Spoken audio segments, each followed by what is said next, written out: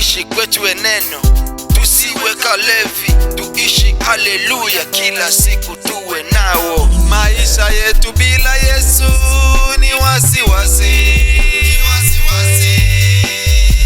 na mambo tuyatendayo ni wasiwasi.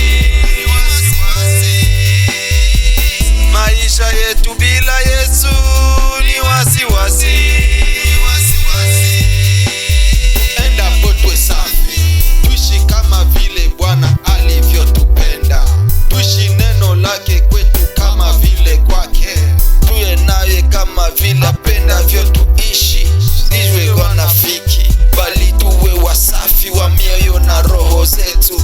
Tusiwe kama wanafiki na wajuzi, tuwe kama watu wake Mungu aliyowachagua, tufanye kazi zake kama vile anapenda. Maisha yetu bila Yesu ni wasiwasi, wasiwasi. Kuishi kwetu bila Kristo ni wasiwasi, wasiwasi. Yako maisha mengine badala ya haya, tuyatafakari wapi tuko tunaenda. Yako mengi maishani, tuyatupe mbali. Fitna, kero, hasira, chuki, wivu, hayo yote ni chukizo kwake Bwana. Fitna, kero, hasira, chuki, wivu, hayo yote ni kujaza nafsi yako tu upepo.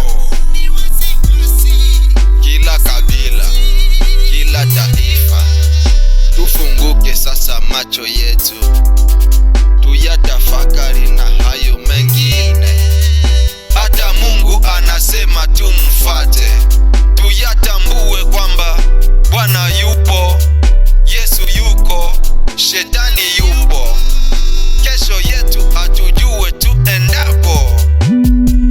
Maisha yetu bila Yesu ni wasiwasi, onesha ushupavu, kila jicho litamwona mwana kondoo, kila goti litapigwa kwake, kila kitu kwake, kila ficho zake. Usifanye kama vile uoni kama leo bila Kristo ni wasiwasi, wasiwasi.